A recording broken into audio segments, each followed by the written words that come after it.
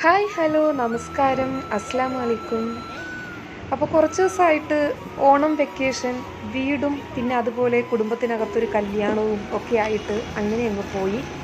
10 ദിവസത്തെ അവധി കിട്ടിയിട്ട് ഒരു ദിവസം പോലും പുറത്ത് കറങ്ങാൻ കൊണ്ടുപോയില്ല എന്ന് മക്കളുടെ പരാതി.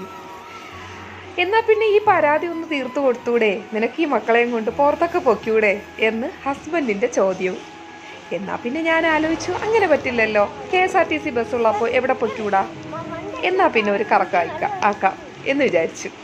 അങ്ങനെ മക്കളെയും കൊണ്ട് പിന്നെ ഒന്നും നോക്കിയില്ല, രാവിലെ തന്നെ KSRTC ബസ്സിന് പുറപ്പെട്ടു. സിറ്റിയിലാണ് നമ്മളീ പോയത്. സിറ്റിയിൽ നിന്ന് വീണ്ടും കുറച്ചുകൂടെ പോകണം. തുമ്പയിലാണ് നമ്മൾ പോയത്. എല്ലാവർക്കും അറിയാം, തുമ്പ എന്ന് കേൾക്കുമ്പോൾ തന്നെ റോക്കറ്റ് വിക്ഷേപണ കേന്ദ്രം അവിടെയാണല്ലോ. അപ്പോൾ എന്തായാലും നമ്മൾ അവിടെയാണ് പോയത്.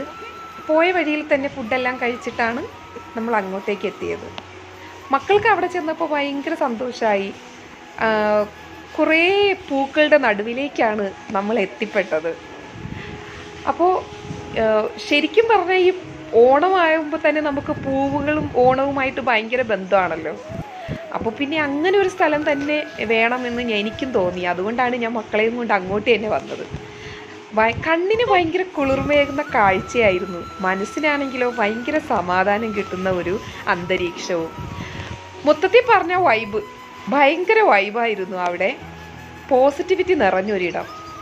ഇനി ഇതിലും കൂടുതൽ വർണ്ണിക്കാൻ എനിക്കറിയില്ല എങ്ങനെയെന്ന്.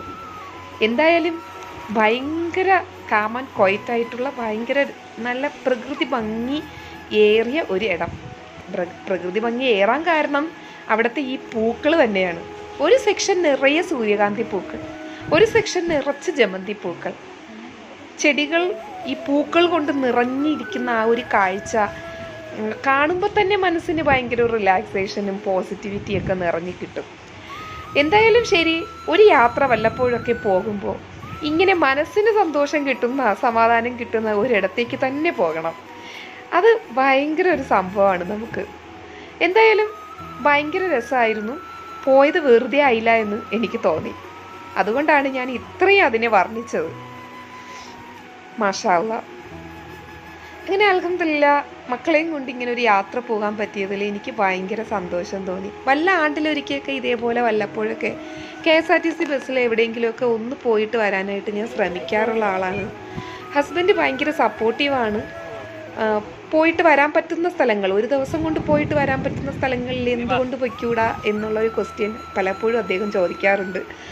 അപ്പോൾ അത് ശരിയാണല്ലോ എന്ന് പിന്നെ ഞാനും ആലോചിച്ചു. മക്കളൊക്കെ വലുതായി കഴിഞ്ഞപ്പോഴാണ് ശരിക്കും പറഞ്ഞാൽ എങ്കിൽ പിന്നെ പോയിട്ട് വരാം എന്നുള്ളൊരു ധൈര്യം പോലും എനിക്ക് കിട്ടിയത്. അത് പറയാതെ വയ്യ.